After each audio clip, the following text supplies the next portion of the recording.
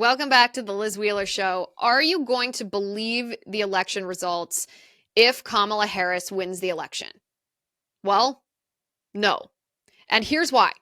First of all, there was ballot fraud uncovered in the state of Colorado, and the Secretary of State of Colorado says there's nothing they can do about it. These fraudulent ballots, these votes, were already cast and they will be counted towards the outcome of the election, even though the Colorado Secretary of State says they were cast fraudulently. More on that in just a minute. Meanwhile, in Atlanta, undercover footage of an election box, and this is back from 2020, undercover video of this election box shows the guy admitting that they rigged the 2020 election. This is undercover footage that was taken by Steven Crowder's crew. We're going to show you that in a moment. And then we have Washington State, a ballot box full of ballots that people had already dropped off, early voting. We have video of it being burned. Now, how do these people know? How do people in the state of Washington know that their votes are going to be counted if they dropped off their ballots early and they see this video of a ballot box being burned? Is there any way to identify whose ballots were being burned, or are their votes also burned up as well? We're going to talk about all of that and more. We're also going to talk about Joe Rogan. Did you guys watch Trump on Joe Rogan on Friday? What an incredible appearance. I have a couple of moments, two favorite moments actually, that I think are critically important from that interview. We are going to watch those together and talk about them. And then Trump's rally at Madison Square Garden. Did you ever see anything like it? He's like a headliner for like an entertainer headliner. This is like no politician has ever had rallies like this. But of course, the mainstream media can't help themselves but call the Madison Square Garden rally a Nazi rally. We're going to walk through obviously why that's not true, but there's some behind the scenes reports from the Kamala Harris campaign about what's inside Kamala's head and why all of her staff are absolutely freaking out. And it has to do with the Madison Square Garden rally. So we're going to talk about that. The Washington Post, for the first time ever, has refused or declined to endorse a presidential candidate. This has resulted in several of the employees, I won't say journalists, because are they really? I don't think so. Several of their writers have resigned because the Washington Post won't endorse Kamala Harris. We're going to talk about that. Also, I debated Cenk from the Young Turks on Thursday night. He invited me on his show to make the case for Donald Trump, and he would make the case for Kamala Harris. And there were a couple of interesting moments that I think that you would like to see. We had a pretty good time. I mean, he's as far left as they come.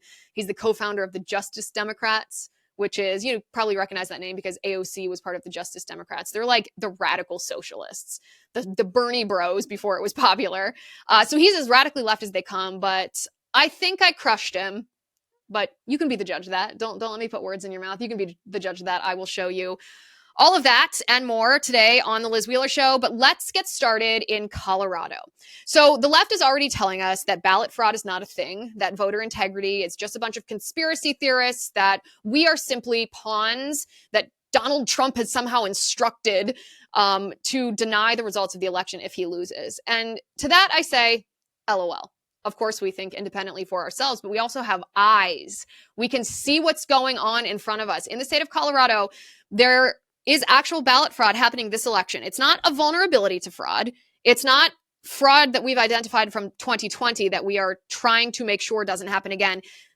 This fraud is not only happening this year. It's not just preparing. The Democrats aren't just preparing to engage in fraud. It's actually happening.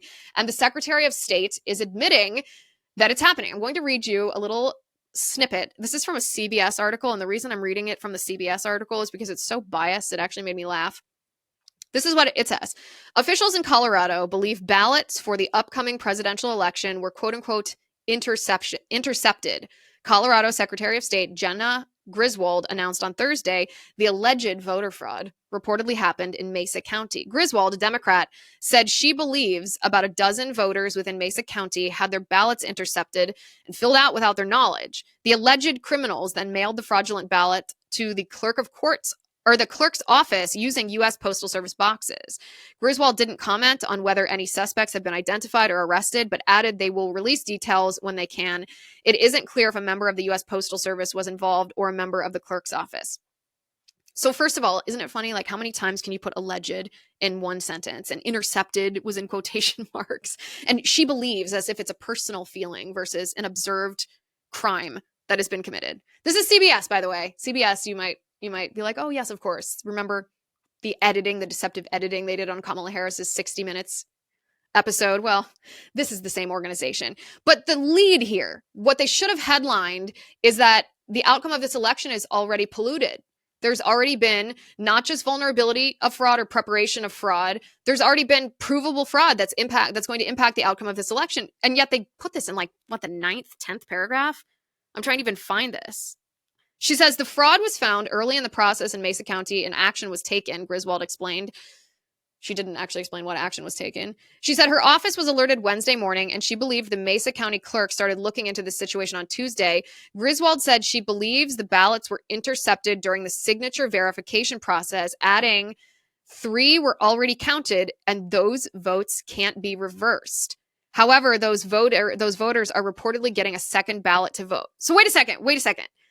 3 ballots that we know for a fact were fraudulent, meaning they were stolen. That's what intercepted means. It means that instead of the election officials sending Liz Wheeler the ballot, the election officials sent it to me and some crook stole it halfway, filled it out, voted, signed my name, and returned it. Not only did they do those things, but it was counted. And once it's been counted, it can't be uncounted. So the fake, fraudulent, criminal votes are actually going to be tallied towards the outcome of this election. What the heck? Why on earth would you still count those? Especially if you know who it is. So you obviously know whose ballot was intercepted if the voters whose ballot was intercepted are getting a second ballot to vote. Why wouldn't you rescind the previous ballot that was cast fraudulently? That's the most messed up thing I ever heard, and we should not for 1 second accept that.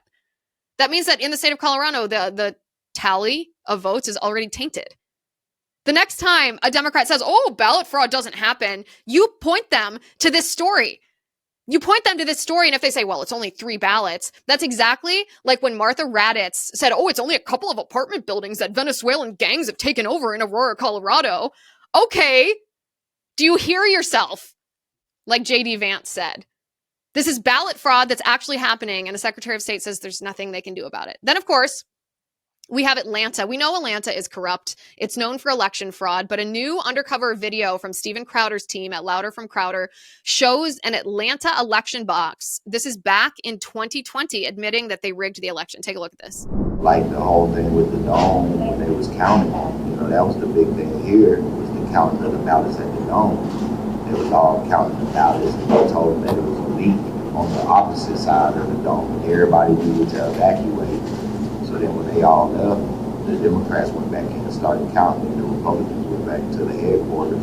They didn't know. You know that for a fact? That's what happened. Yeah. They made it seem like nothing like they legitimately had leak issues. So they had said it was leak issues. So you see them on the video putting everything up, and they left.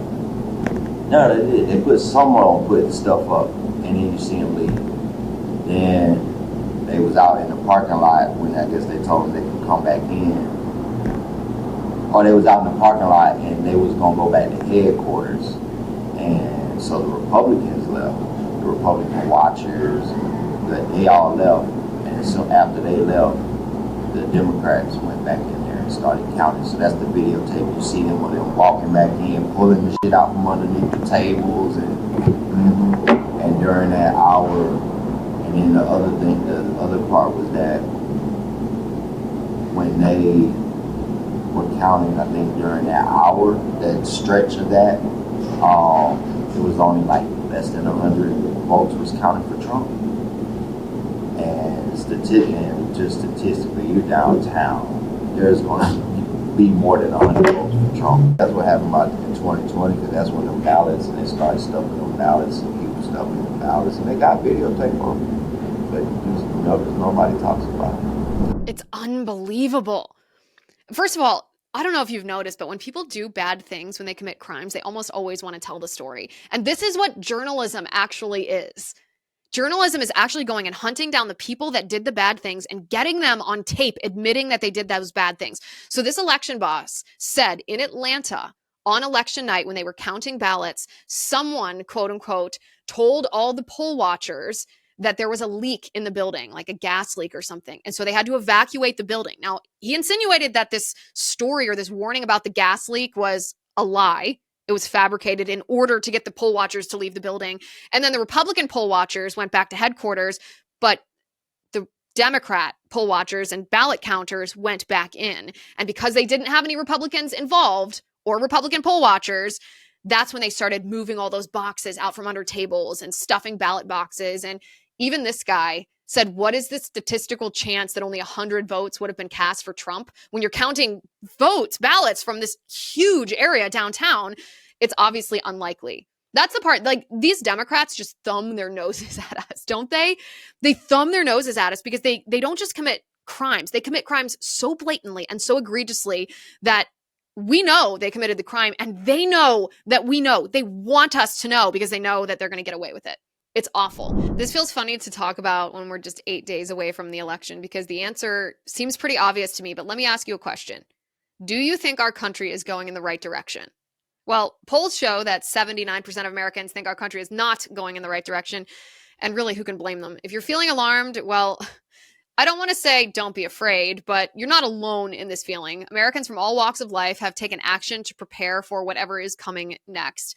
And that starts with having an emergency food supply. Storing food in your home is the right thing to do. It's the smart thing to do. It's the prudent thing to do because we are living in crazy times, which explains why so many of us are preparing. My husband and I are doing this. Right now, you can get ready with a 3-month emergency food kit from My Patriot Supply. The other week when Kamala Harris, this was like a month and a half ago maybe, when Kamala Harris said that she was going to put price controls on the food industry, I turned to my husband and I was like, this is going to cause food shortages and grocery store runs instantly if she does this. This is a communist idea. Are we actually prepared for this? I asked him specifically, do we have emergency food? Because I don't want to starve. And he said, of course, we have My Patriot Supply, 2 pallets of it in the basement. And let me tell you, it comes with delicious foods like creamy stroganoff, honey wheat bread, mushroom rice, and the kit offers over 2,000 calories every day, so you really won't be going hungry. The food kit lasts up to 25 years, which is really hopeful because who knows what our country will look like then, but whenever the day comes that we do need this, we will be ready. Go to preparewithliz.com now to order your 3-month emergency food kit from My Patriot Supply. That's preparewithliz.com. Preparewithliz.com. We're 8 days away from the election. You should go ahead and go to preparewithliz.com now so you are ready for whatever does come our way. And then we pivot to Washington State. In Vancouver, Washington State, this is just happening today, by the way. This has been reported by an ABC affiliate. It's not just people on the ground, not to, of course, denigrate people on the ground in citizen journalism, but even the mainstream media is reporting on this, so you know how serious it is. There's a ballot box stuffed with ballots that's burning, literally burning up in flames. Take a look at this.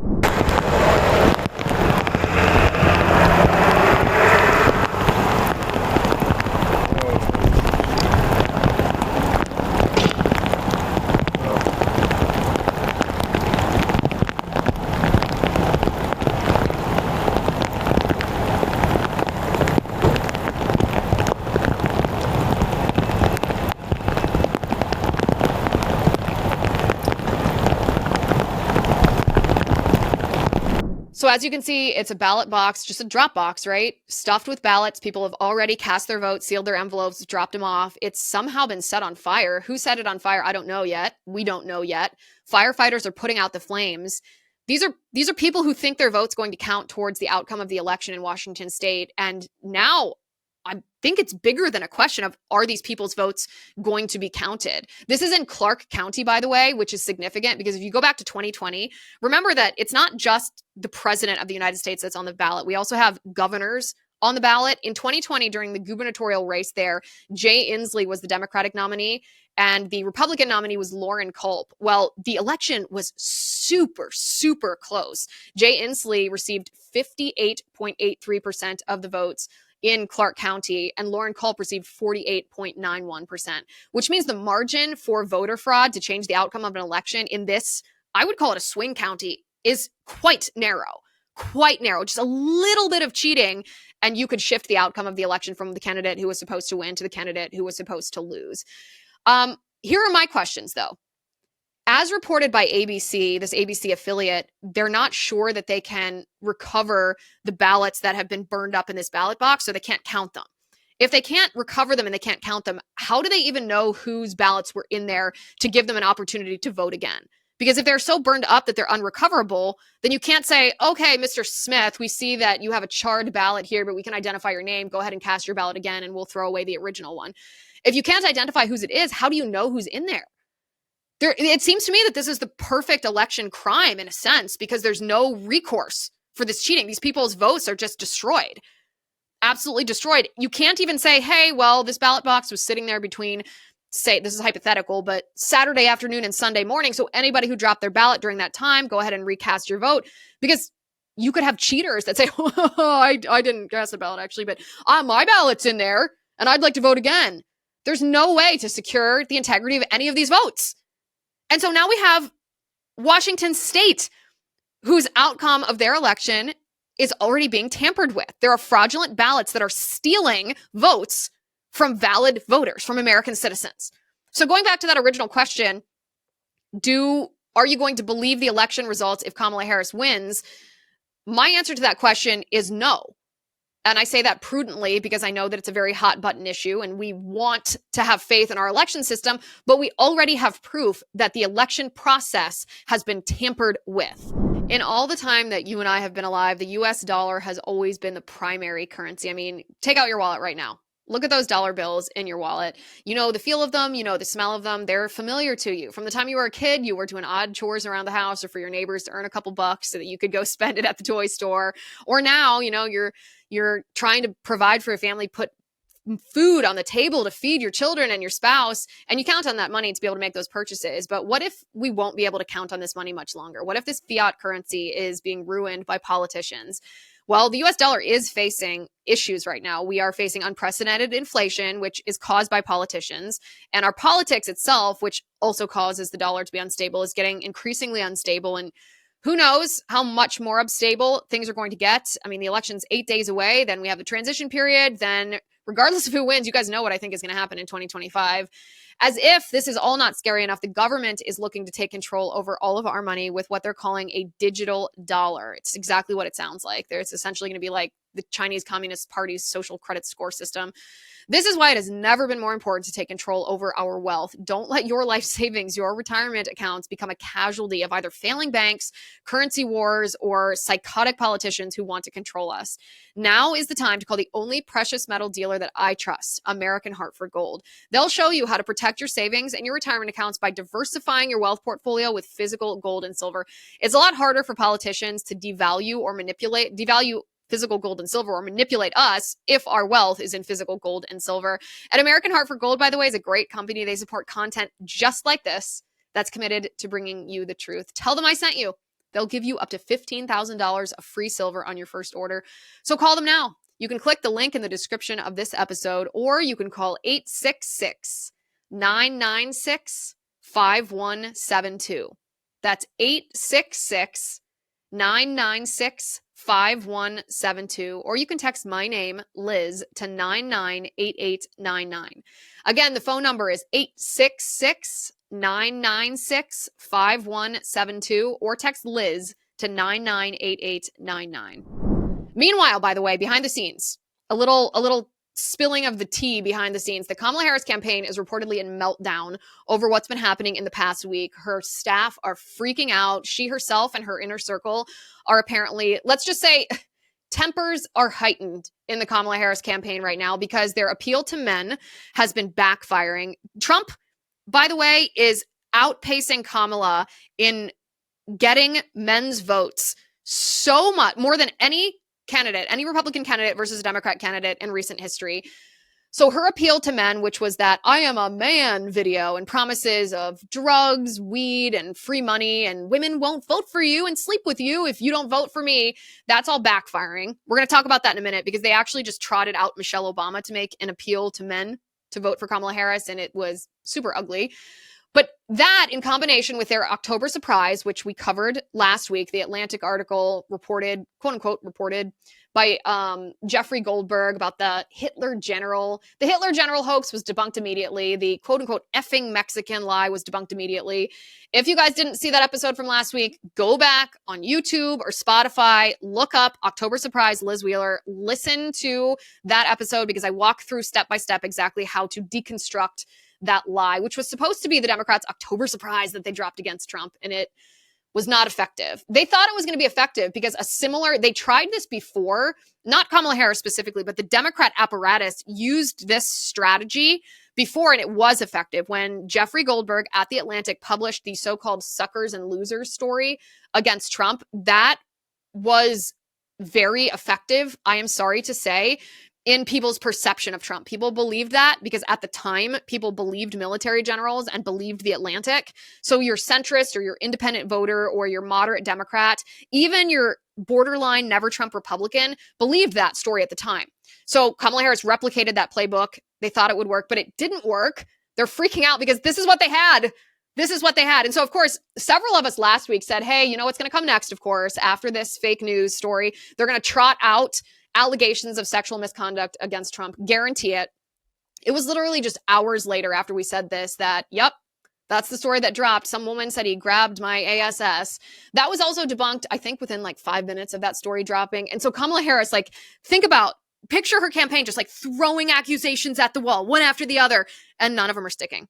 None of them are sticking. And that's resulted in the Real Clear Politics poll. That's an average of all the different polls. Now have Trump and Kamala Harris essentially tied. Trump is at 48.5.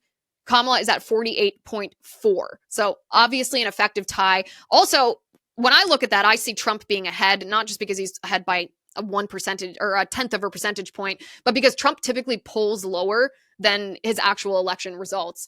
The Wall Street Journal also reported that Kamala is losing, or when I say reported, they ran a poll that showed Kamala Harris losing the popular vote by 3 points. So Kamala Harris's campaign is in absolute meltdown mode. They're so desperate that after Trump's Madison Square Garden rally, they have trotted out their usual propaganda voices like MSNBC to claim that the rally was a Nazi rally. Take a look at this. But that jamboree happening right now, you see it there on your screen, in that place is particularly chilling because in 1939, more than 20,000 supporters of a different fascist leader, Adolf Hitler, packed the garden for a so-called pro-America rally, a rally where speakers voiced anti-Semitic rhetoric from a stage draped with Nazi banners. When a Jewish protester rushed the stage, the Associated Press reported, quote, instantly, a dozen or more stormtroopers set upon him, knocking him down and beating him as he held his head in his arms. Most of his clothing was torn from his body.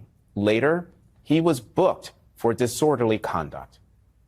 Now, against that backdrop of history, Donald Trump, the man who has threatened to use the military against opponents he calls enemies from within, who has threatened to use the troops to quell what he says are lawless cities, and to use those troops to carry out mass deportations of immigrants, is once again turning Madison Square Garden into a staging ground for extremism. Do you have a visceral reaction to that?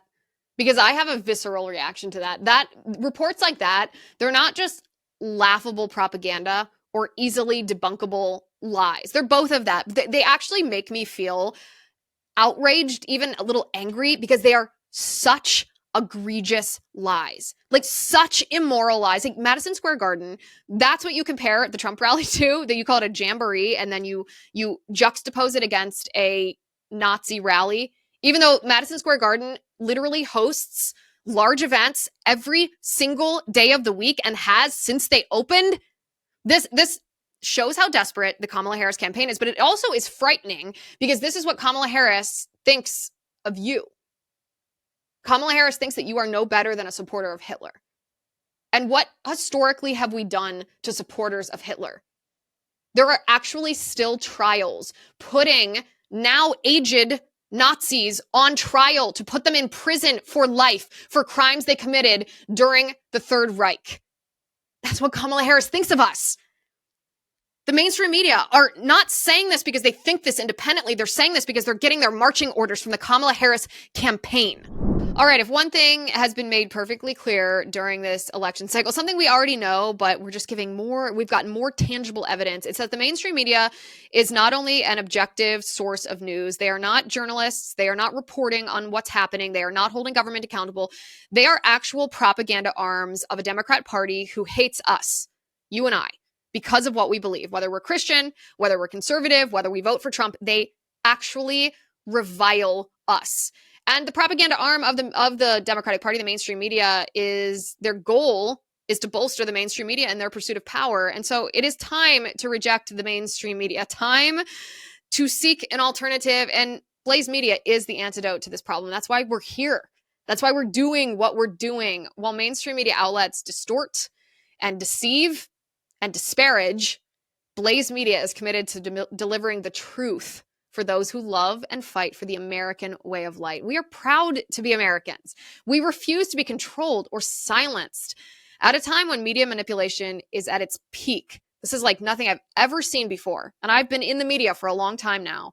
Independent platforms like Blaze TV are more crucial than ever. We are here to challenge the narrative and provide real, unfiltered coverage that puts you in control. That's why right now we're offering our biggest discount yet, $40 off your annual subscription. If you love this show and you support what Blaze Media stands for, visit blazetv.com/Liz. Use my promo code Liz40 at checkout and you can join our movement.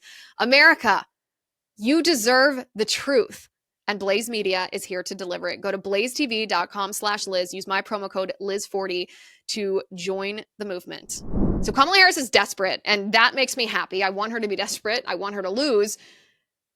But it's also, if you know anyone who has not yet cast their vote for Donald Trump, you show them that specific quote-unquote report.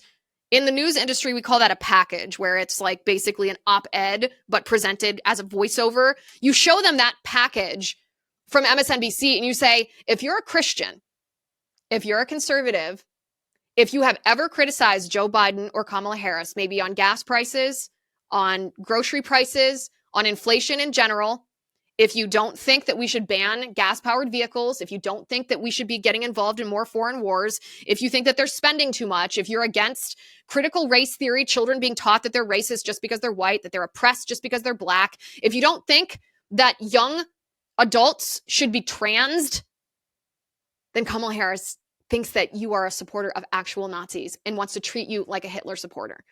That's it. It doesn't even matter if you like Trump. This is not about the personality of candidates. This is about what Kamala Harris is going to do to us as conservatives.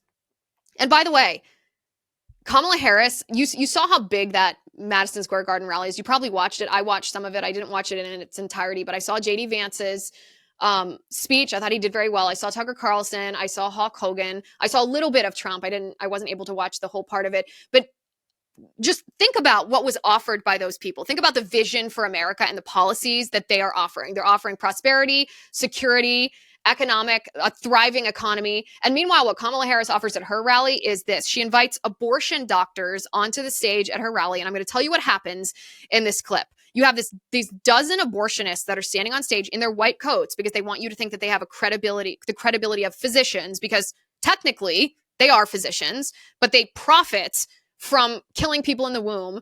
And there's a medical emergency that happens in the crowd. One of the people at the rally that was attending the rally had a medical emergency, and all of these doctors, a dozen of them on the stage, what do?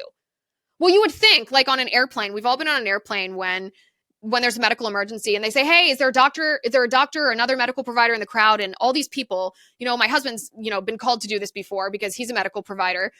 You have all these medical providers that hit their buttons above them on the airplane saying, I'm here to help. Let me do what I can. People kind of jump out of their seats to help.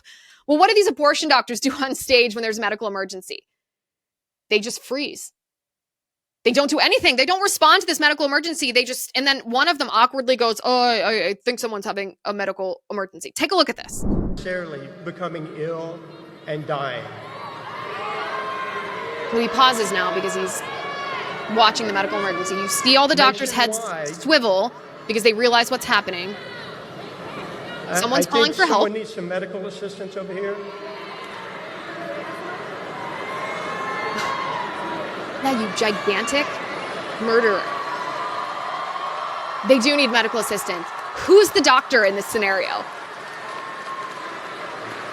Look at them all. One of them doesn't even turn his head.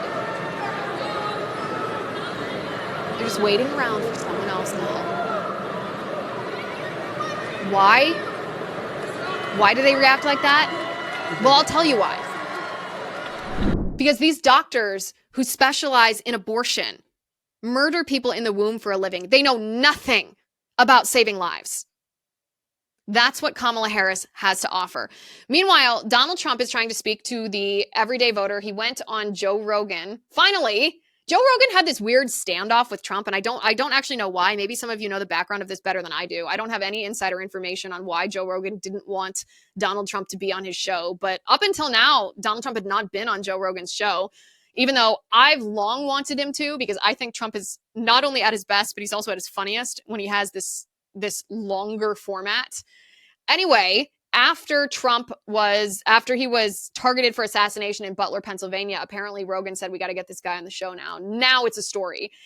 So Donald Trump went on Rogan on Friday. It's a 3-hour video. It has, did we even look, Tim? I'm asking my producer, did we even look how many views were on that interview today? Because the last time I looked, I didn't look since yesterday, and I haven't looked since yesterday, and it was at like 25 million or something. But I have to imagine it's more than that. Hold on, let's more than 30 million. More than 30 million is what we're at now. Holy cow.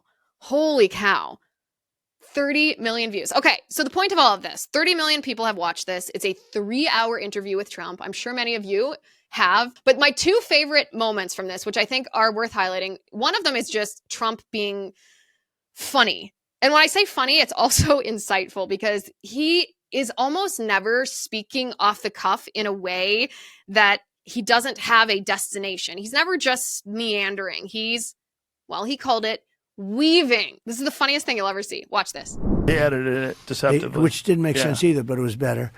They took it wasn't editing. It was fraud. This was not editing. You know, editing is where I'll give an answer and they'll take a couple of words and change them around, or they might even take a sentence or two off, which is very bad.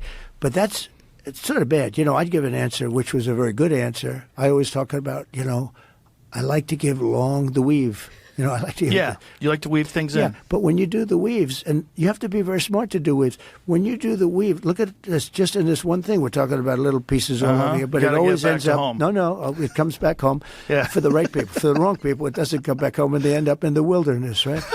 But they end up in the wilderness. But Trump says very smart people can do the weave. I think we should talk about the weave much more often than we do, because Trump is the master at the weave. It's actually one of his biggest skill sets is, instead of just going from A to B, or like a politician, sometimes you go from A to C and skip B, or sometimes if you're very good, you go A, stop by at A.5 and go to B. No, Trump is all out, all over here, but he always brings it back home. So we're going to start doing the weave on this show sometimes. And try it at home. Try it with your spouse. See how the weave works. I think we all should make a movement starting the weave. The second clip is one of the most underrated clips of the entire episode, and it's when Trump was talking about tariffs. And I know you might be thinking, oh gosh, Liz, tariffs boring.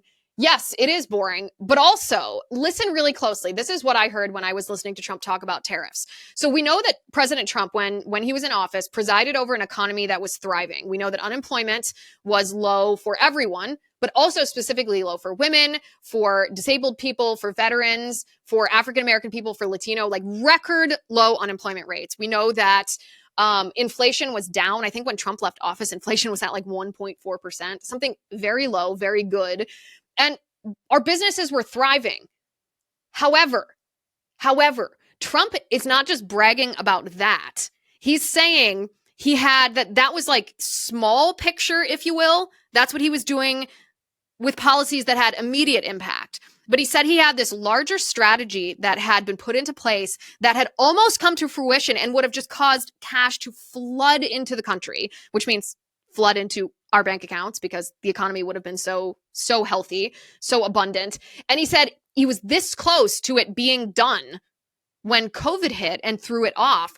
But just listen to this with me for a second, because if you listen to what was about to happen, it's actually like you'll get like, oh man, that almost happened, but it didn't. It's like when your favorite sports team almost scores a touchdown, but then it's not that the other team intercepted it, it's that it got rained out. How is that for a weave? Listen to this clip and then we'll talk about it. It's really interesting. One of the criticisms of your administration was with tax cuts and with tariffs, you increased the deficit. So what was the strategy behind that? And did you think it was going to increase the deficit by a substantial amount? Okay. We were ready to rock. It was all, I had a bad system. We had horrible tax policy. I made it great with a much lower tax rate. So I took it from almost 40% down to 21%. Now I'm bringing it from 21 down to 15, but only if you make your product in the United States, which is great. People call me, they said, what a great idea. Nobody ever heard of that before. I don't care if they make the product in Japan. Why should I give them? So it's at 21. That at 21, in the first year, we took in much more revenue than we did at almost 40. Think of that. It inspired. Now we had other things too. We were able to get people to bring back their money. You couldn't bring back your money if you had money in Europe, like Apple. Apple had many billions of dollars outside. They couldn't bring it. There was no way to bring it back in. The bureaucracy, the documents, the whole thing, and also the tax was too high. They wanted like half of it or something. Nobody's going to do that. So they leave their money in Japan and they spend their money there. That was part of what I did. The money came pouring back in. Apple took in hundreds of billions of dollars. They brought it back from overseas. They brought it in. So how does the deficit increase because of that? So what happened is this. We were ready to rock and roll, and then we had the COVID thing, and we had to focus on that. And if we didn't give some businesses a hand, you would have had a depression like in 1929. But we were ready to start. We would have very shortly been paying off debt. Okay, so you heard what he said. And it's a little wonky, it's a little nerdy, it's a little nitty-gritty because tariffs, like I feel like it's a dorky thing to even say. But tariffs were Trump's long-term or bigger picture strategy. Yes, the economy was already doing great, but we were about to have all the cash that essentially was due us by other countries because other countries were taking advantage of us. That was about to stop. They were not going to be able to take advantage of us anymore. So all of that cash was going to be going to our business and our families. And it was on the brink of working because it wasn't something Trump was just proposing. It wasn't a hypothetical policy.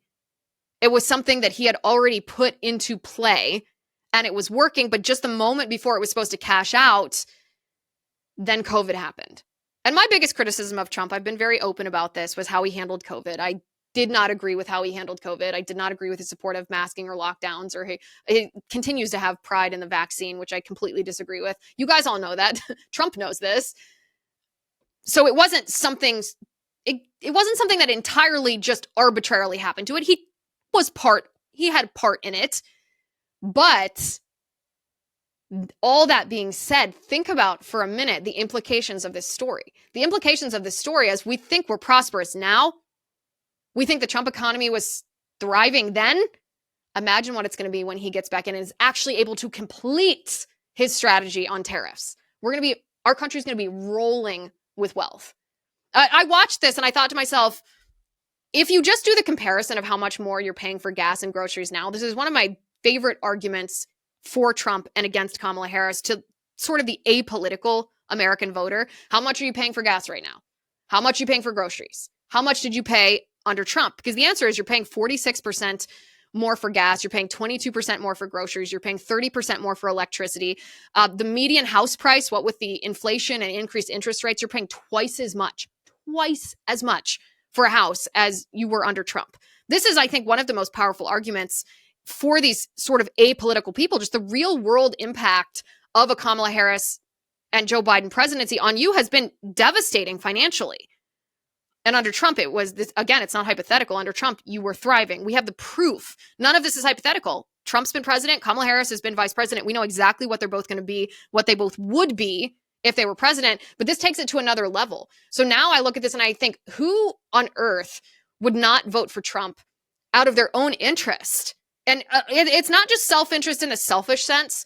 It's the interest of yourself, and your financial interest is the interest of your family, which is the interest of your neighborhood and your community and your city and your state and our country and the least among us and your charitable efforts and what you're able to share. And it's also the interest, it's sharing our wealth around the world because this benefits other countries. This is just who in their right mind would vote for Kamala Harris when this is what Trump is offering you. And I have a theory actually about who votes for Kamala Harris. It's either communist ideologues or people that are gullible enough to, not even gullible, but who have fallen victim to a narrative, either through the public school system, wokeism, or through the mainstream media, like the Trump Hitler general story. So it's kind of a combination of you're being preyed upon and you're a victim, and maybe you were a little bit dumber to begin with to fall for this. Or the third option, I think this is what a lot of people who are against Trump are, is they're actually just so economically secure. They are so prosperous that they have the luxury of casting a self-destructive vote for Kamala Harris. They know it'll cost them more money. They know that their financial situation will be not as good under Kamala Harris, but they can afford that. They can afford to pay for a more expensive Kamala Harris presidency, but it's a selfish thing to do because not everyone can afford it. So when you cast a self-destructive vote for Kamala Harris because you have the luxury of affording that, other people don't. And so even though the Democrat Party that says that they are for the working man, they say they're for the poor, are actually not. It's actually opposite. They're if you vote for Kamala Harris, you are hurting the poor because they can't afford the more expensive Kamala Harris presidency.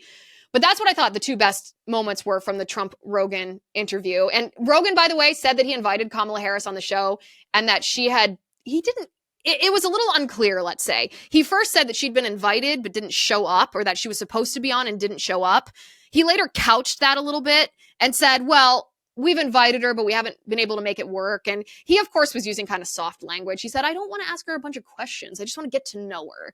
And if that sounds stupid to you, it's because it is stupid, but he just has to make it not intimidating for Kamala Harris to be able to accept it. She's not gonna say yes to a 3-hour hostile interview. She could barely tolerate going on with Brett Baier for, 22 minutes? Something very short. And her producers, Brett Baier even referenced it on air. He's like, I'm getting the hard rap from your people here, because she was being asked tough questions for 20 minutes and couldn't tolerate it. So I personally think that Kamala Harris should go on Joe Rogan. I think if I had to pick, let me just say this.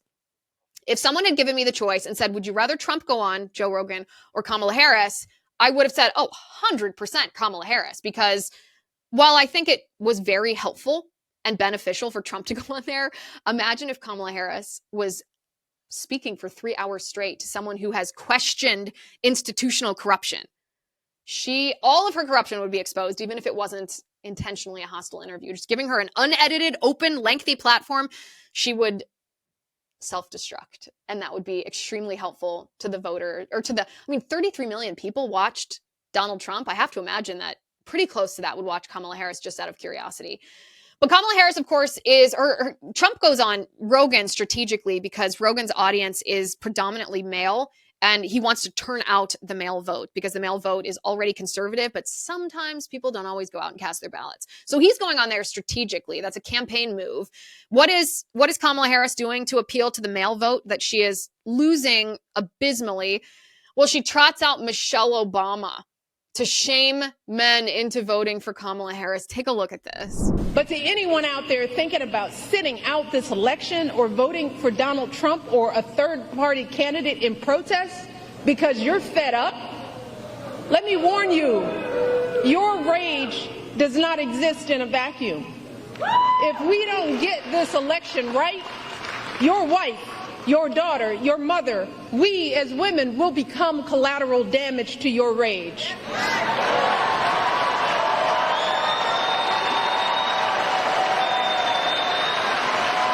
So, are you as men prepared to look into the eyes of the women and children you love and tell them that you supported this assault on our safety?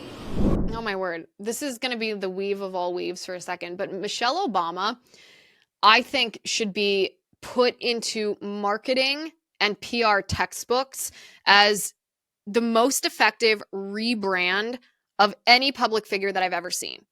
Think about Michelle Obama when she was on the campaign trail for Barack. This is even as early as 2007, when he was in the primary against Hillary Clinton. up through 2008 when he was running against John McCain, Michelle Obama was not an asset to the Barack Obama campaign. Michelle Obama was a liability. She would go on the mainstream media, whether it was CNN or MSNBC, and she was not likable. She would say things that made Barack Obama sound radical, made him sound leftist. She herself did not have a likable persona. That's why a lot of people would say, oh, Michelle Obama is angry. And the left, of course, would counter that and say, oh, well, you're engaging in a racist trope, the angry black woman racist trope. And it was like, no, Michelle Obama literally said it herself. She said, this is the first time I've been proud to be an American.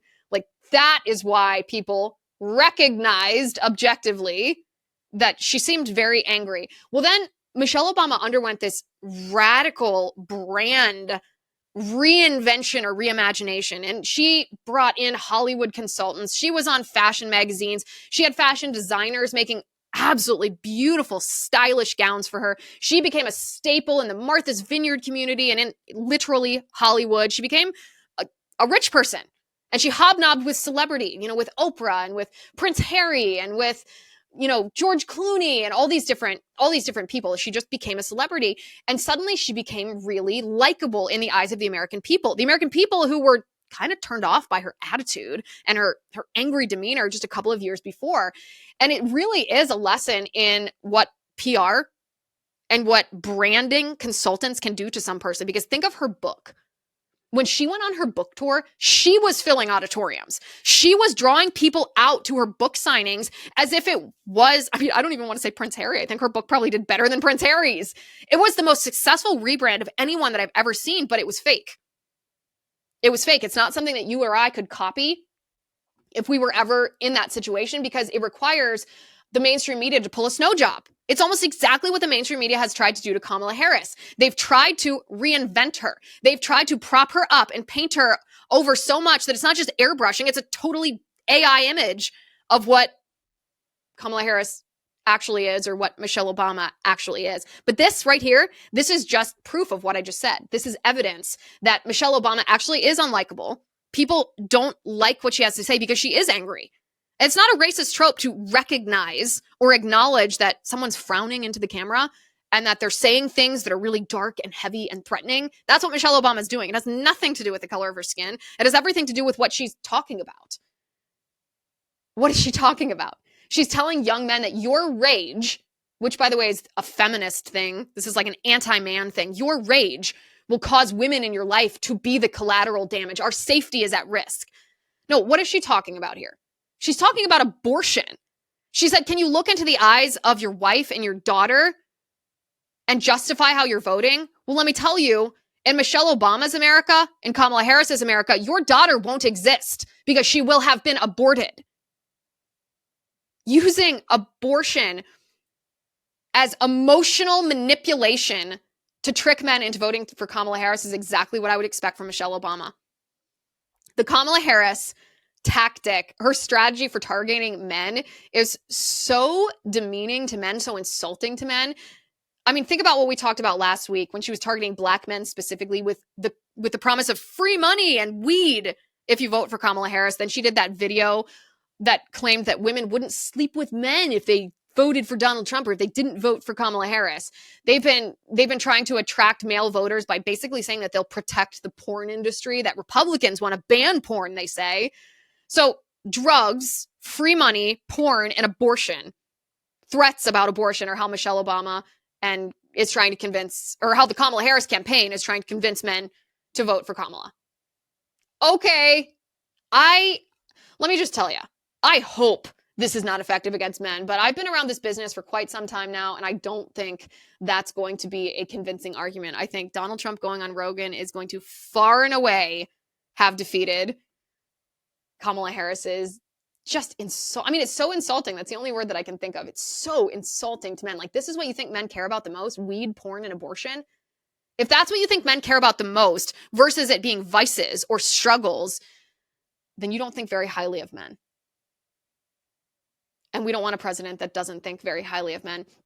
So I debated Cenk from the Young Turks last Thursday. He had posted on X a couple days prior saying that he wanted to have a debate with Trump supporters because he thought he could he thought he could crush Trump supporters' arguments if they just went one-on-one with him. So they invited me to go one-on-one with Cenk, and I accepted because how can I turn down an opportunity to debate? It's one of my favorite things to go toe-to-toe with a leftist, and Cenk is really a leftist. This guy, like I said, he's the founder of the Young Turks, for one thing, which is a leftist alternative media outlet. But he's also the founder of the Justice Democrats, which is AOC's. It was where AOC came from. So he was a Bernie bro, quite literally, before Bernie bros were a thing. He is radically progressive, I think would be a way to describe him. But he's like Green New Deal type of Medicare for all type of, I mean, he might even identify, I don't want to put words in his mouth, but he might identify as a socialist. If he doesn't identify as a socialist, well, he still is one, but that's the kind of leftist he is. He invited me to debate. I was supposed to bring my argument for why people should vote for Trump, and he was going to counter with why people should vote for Kamala Harris. But instead of that, the interview began with him asking me about January 6th, which I'm happy to contend with. One of my pet peeves, actually, is when politicians are asked a question and they don't answer that question. I don't have a problem with politicians saying, listen, that's the premise of that question is unfair, so I'm going to answer the real question, or answering the question and then pivoting to something else. But if you just refuse to answer a question, even if you are in the right, I don't think it's a good look. So I try not to do that. So I contended with him on January 6th. You can go and watch that. But what's more important, as we talked about election integrity in general, because he denies that there is an issue with election integrity. And when I gave him an example of rigging of the 2020 election, a concrete, provable, adjudicated example, he couldn't handle it. Take a look at this. The rules were changed before people cast their ballots that allowed certain votes to be counted that otherwise shouldn't have been counted. And I'll give you a specific example of this. In the state of Wisconsin, there were ballot drop boxes placed around the state. Well, those ballot drop boxes, according to the Wisconsin Supreme Court, this was litigated afterward, are against the Wisconsin Constitution. So the people that cast those ballots, no, they specifically weren't committing fraud. They weren't voting in someone else's name, but they may have been counted invalidly. And so I think, obviously, again, it's wonky. It's not that those people were running around trying to steal people's votes, but the rules had been changed without the authority to change them. The people that changed them didn't have the authority to change them, didn't have the authority to put those drop boxes in place. And so, yes, the vote totals may have looked like they favored Joe Biden. I'm not necessarily contesting that, but were the rules rigged before the election in order to get that outcome? I would say, yes, we have evidence of that. Yeah, it's nonsense. So the Republicans... The Wisconsin Supreme Court ruled on it. Anybody can go look at that ruling. I got you. No, I understand the claim you're making. My point is, Brian Kemp, for example... Where is the Wisconsin Supreme Court wrong on that? I want to hear your answer about Wisconsin. Was what they did in Wisconsin fair? Was that in accordance with election law? Which part of Wisconsin? Because there's a lot of things. When they put the ballot drop boxes all around Wisconsin, was that in accordance with the Wisconsin Constitution? I haven't studied the Wisconsin Constitution. That's a hilarious thing to ask. How can you do you know what the court said when they asked Rudy Giuliani and one of the... Hold on, Liz. You know what? Let me answer, then I'll go to you. When you don't know about the adjudicated case. Okay, so no, I know that you guys went to court 61 times and lost every single time. I don't know if you know this. Okay, hold on. Let me do the same trick you're doing. When the court asked Rudy Giuliani, sir, can you please present your evidence on voter fraud? What did Rudy Giuliani say? Cenk, I will answer that once you answer about what the Wisconsin Supreme Court ruled on this. Did they say that it made the election results, that it protected the integrity of the vote? Or did they say, this is actually super interesting. Your viewers are going to love what the Wisconsin Supreme Court said. Okay. The Wisconsin Supreme Court said, putting ballot boxes around the state of Wisconsin, which violated the Constitution of the state, was illegal. But they said this should be something that voters take care of afterward, because you do have a point. And there is a history in our country that says that once an election has been certified, once it is a certain length of time past the election, it's not in the interest of the country to yank that person out of the White House and install someone else. I don't actually disagree with you on that. But that was the problem between Election Day and between January 6th. He couldn't answer the question. This is one of the things I wish politicians would do, and this is what I advise politicians that are engaging on mainstream media or engaging with their opponents, is give a specific example and show that the left is not able to contend with that example, just like Cenk wasn't. My case for Donald Trump, my closing, this is what I said in closing. Also, he did not have a response to. And by the way, just after this debate, he posted on Twitter that the Young Turks have a huge portion of their audience that is that are undecided voters. I don't know if that's true. It seems to me that the that a large portion of their audience is probably as radically left as Jank. I'm not sure undecided voters watch that partisan of a news broadcast, but they might. I could be totally wrong on that. That's just my speculation. But this is my closing case for Trump for undecided voters. Take a look. This is what I would say about the contrast of this election. None of this is hypothetical. Donald Trump has been president. Kamala Harris has been vice president. Before that, senator. Before that, the attorney general of the state of California. So we know what we're getting with both of them. And actions speak louder than words. This election is actually not about either of their personalities. It's not about their X accounts. It's not about their word salads. It's about you. It's about you and I, and it really comes down to the question, were you better off under Donald Trump or are you better off under Kamala Harris? And I would argue that Kamala Harris has brought us to the brink of World War III through the Ukraine war and her funding of the Ukraine war. She is the sitting vice president after all. This is entirely dangerous. I don't want to die in war with Ukraine. You don't want to die in war with Ukraine. We don't want our money devalued. All this spending on her wars, which she profits from, has caused inflation to skyrocket. Since she and Joe Biden took office, inflation has skyrocketed by 20%. I'm talking the price of gas up 46%, the price of food up 22%, the price of electricity up 30%. Meanwhile, she denies that there's a crisis at the southern border. We have millions and millions of people crossing every year across our border. It's completely unsecured, including criminals and terrorists. There are right now over 600,000 illegal aliens in our country who have a criminal history, which is dangerous to us. And meanwhile, our cities, she did not do anything to help the violent crime rate in our cities. In fact, during the Biden administration, crime has gone up by 4.5%. Yeah. If you contrast that to how we were under Donald Trump, it's not rocket science. Everyone in this country and everyone watching the show don't necessarily have the privilege to vote emotionally. A lot of people have to vote for the candidate who is better for them, who makes it easier for them to make a living and have a job and, makes it easier for them to build up a savings and take care of their family. That choice is pretty obviously Donald Trump. So this is what I would say. Text that clip, email that clip to every member of your family, all of your friends, anybody who's an undecided voter, because it isn't rocket science, actually. When it comes down to the facts, once you remove the emotion, the obvious choice to vote for in the best interest of literally every person in this country is to vote for Donald Trump. Period. So I'll put that out. We'll put that in the email newsletter. That'll come out tomorrow. We will put that on my X account. We will put that all over social media so that you can share that with everyone. We're 8 days away from the election. Let's do this thing. Thanks for watching today. Thanks for listening. I'm Liz Wheeler. This is The Liz Wheeler Show.